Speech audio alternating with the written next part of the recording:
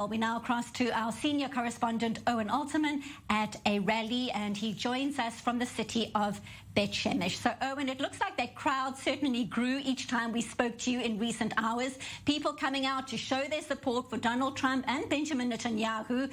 Who has been taking part, and what exactly are they saying? Well, Benita, the crowd here in Beit Shemesh is largely a crowd, or seems to be largely a crowd of Likud activists. These are not American Israelis who could potentially, for example, vote in the U.S. elections. These are Israelis who are activists in the Likud party, who are right-wing activists, who simply came out as an emotional show of support for both Prime Minister Netanyahu and President Trump. So it's a support for both Netanyahu and Trump at the same rally.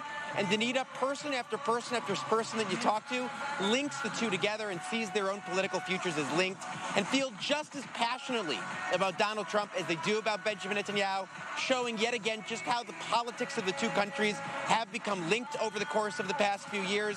Again, that really coming out to bear in this night before the U.S. elections. As you say, that link or relationship between Donald Trump and Benjamin Netanyahu has been so strong. But talk us through the concerns in some circles about the way that relationship could change between Washington and Jerusalem under a Joe Biden administration. What are the concerns here?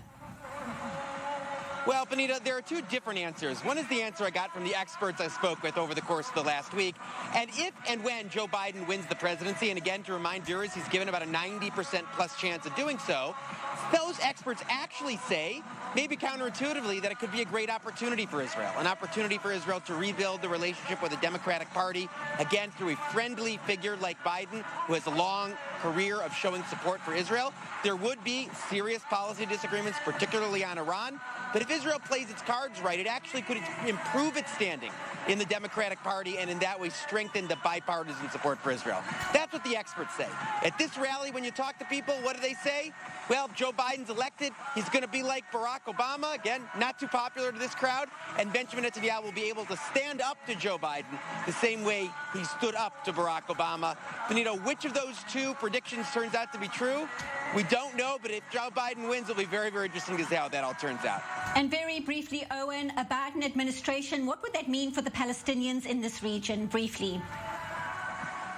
Well, look, maybe better for the Palestinians, since the Biden administration, you'd think, would be more invested in the negotiations than the Trump administration was. Although we have heard from Anthony Blinken, Joe Biden's senior foreign policy advisor, saying they're not going to propose direct talks. The sides are simply too far apart. They're simply going to try to prevent, as they see it, unilateral actions on the ground that could drive the two-state solution further away, as they see it.